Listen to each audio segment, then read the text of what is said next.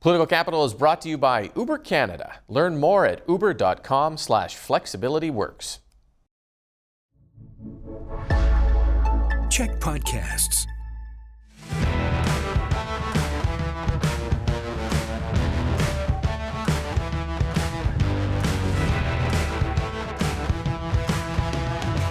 Hey everyone, and welcome to Political Capital, your source for all the latest in BC politics. I'm your host, Rob Shaw. The federal election has come and thankfully gone. It is over, but the ramifications are just being felt, including here in British Columbia. We're going to take a look at all of that, plus the tragedy of 11 deaths at the Lapu Lapu Festival in Vancouver continues to reverberate around the province with some tough questions to the BC government about mental health. We will pick that subject up and discuss that. To dig into it all, let us bring in the panel this week. Jeff Ferrier, longtime NDP strategist, many senior positions in government and opposition parties. Are you making old jokes about me now, Rob? No, he absolutely is.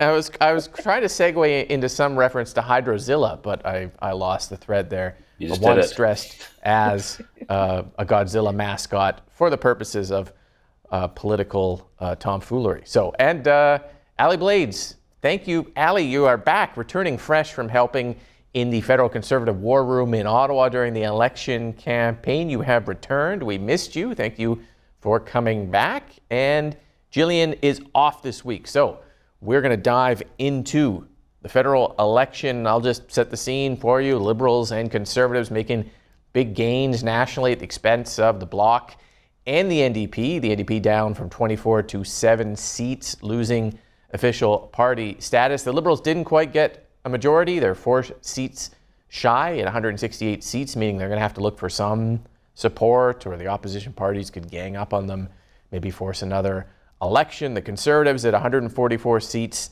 the Bloc at 23, and the Greens at 1. In BC, the Liberals and Conservatives carved up the province into an almost tie.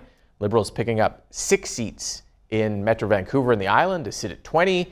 The Conservatives picking up 5 on the island, in rural BC and in Metro to sit at 19. Though there are some recounts at play, the NDP dropping from 13 to 3 in BC. And then just finally, on the island, where the NDP had held 6 seats, the vote collapse there cost them all but 1 in Courtenay, Alberni, where incumbent Gord Johns held on. Liberals picking up 2 island ridings, the first island riding since, I think, the mid-1990s.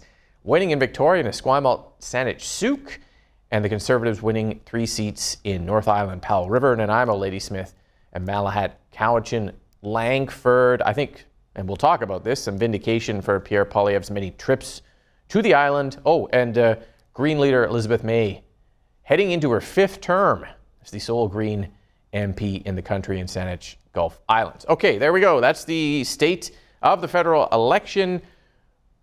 Jeff, you were on our election night panel, so I'm going to go to Allie first. It was a great panel. Thank you for doing that. But Allie, what happened here in British Columbia, do you think? What happened nationally? What's your take on what occurred in the election? Well, I think for the first time, that the election gets kind of called in Ontario, but this time around we were waiting to see, and a lot of people stayed up to wait to see what would happen in BC. So it puts us in a bit of a battleground state, and we certainly saw that. The map looks significantly different, especially on the island. Now we have the NDP kind of sandwiched in between Conservative MPs now. So that's going to make for an interesting, potentially 4 years for the Vancouver Island dynamics. But then what you can see within that map, election night is all about the maps, right? And so what you can see in the map is the Lower Mainland divide between what are more rural areas voted for with Conservative MPs, except for that little island in Kelowna now, that is a Liberal seat. So that one's one to watch, because if the Liberals were smart, they might, one, invest in Kelowna, or even consider a cabinet position for that lone MP in the Okanagan. And so that's very interesting. And additionally, what we also saw was a bit of a a demographic divide within BC.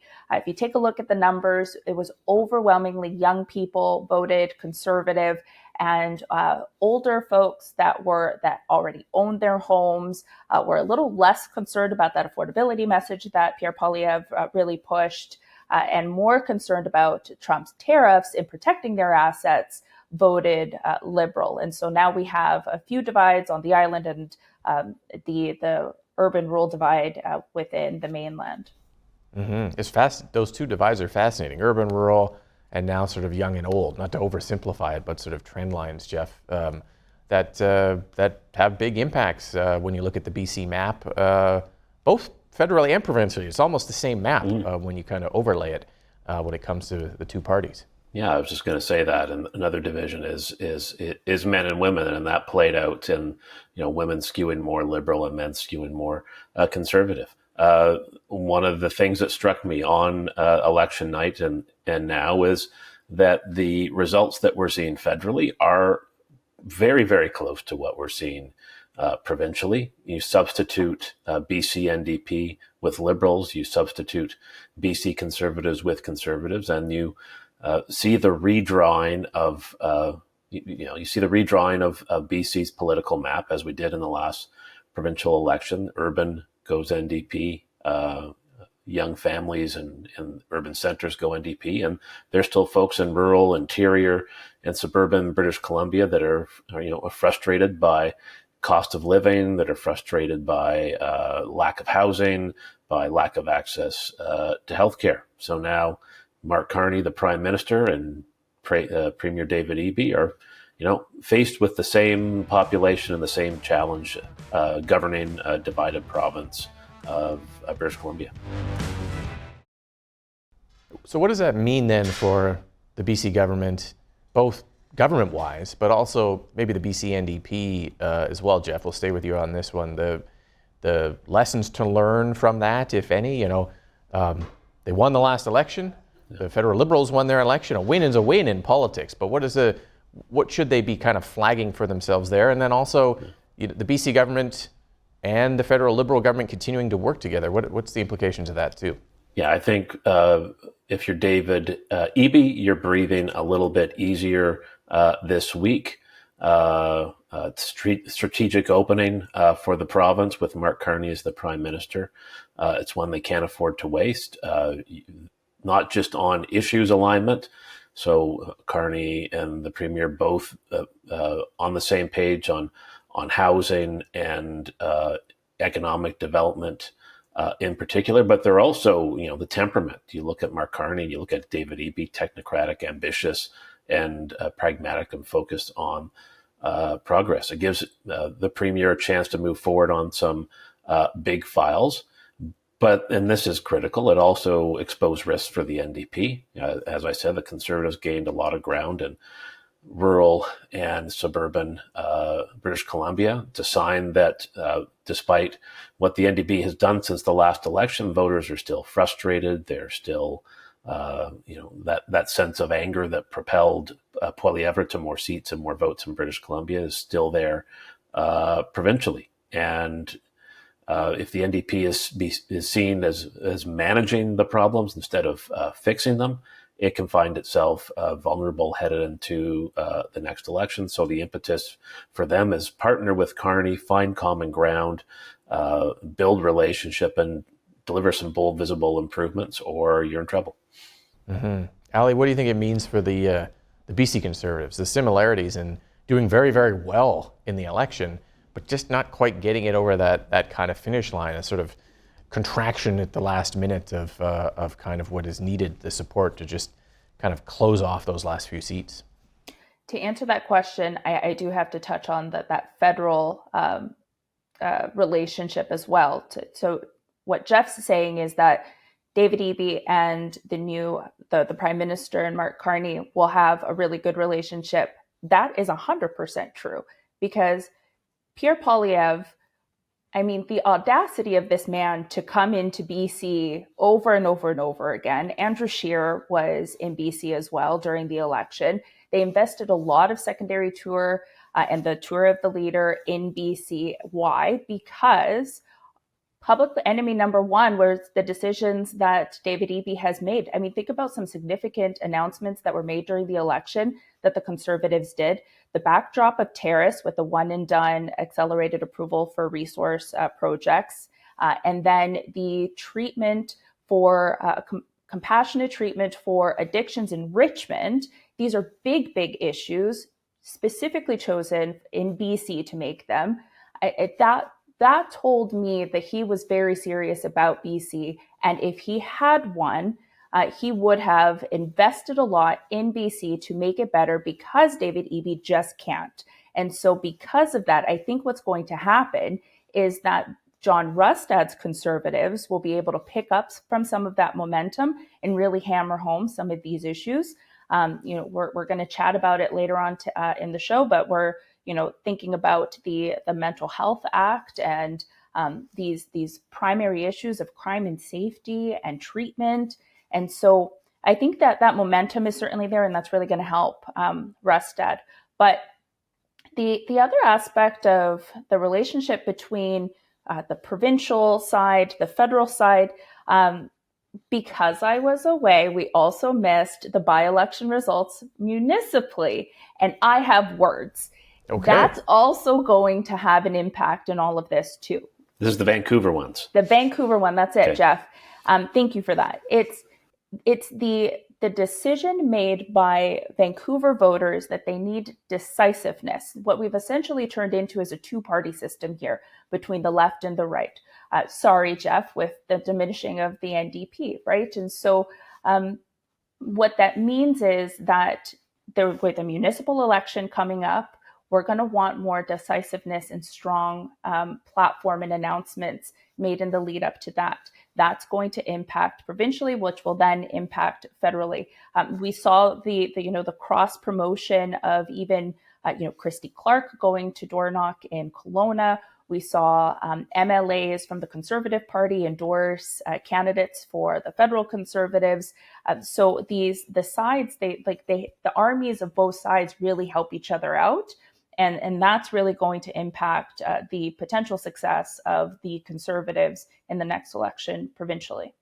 It is fascinating to remember the BC election when these resurgent, out of nowhere, BC Conservatives were picking up momentum, and they were kind of reaching out to the federal Conservatives and being like, does Poilievre want to help us out? And they were told, stop embarrassing us. Stop embarrassing the Conservative brand. And now, at the end of the election, the federal Conservatives were looking for help from the BC Conservatives. So now they're on much more equal footing. You're right, Allie. They're going to be able to build off of each other, even though they're not connected the same way like the federal NDP. Jeff, any thoughts on that? I just want to speak. Well, first of all, everyone should go on to X, formerly Twitter, and search Robert Fife and Pierre Poilievre, and you'll get a pretty interesting description of the dynamic on the doorsteps, even in Conservative ridings. I want to talk just a little bit about the federal NDP. Obviously, the result was gut punching, and there's a time for a reckoning for the party. But it's an opportunity to do something that they've needed to do for an awful long time, is to take a step back and decide who they are, what they're offering voters, and what's their value proposition on the federal stage.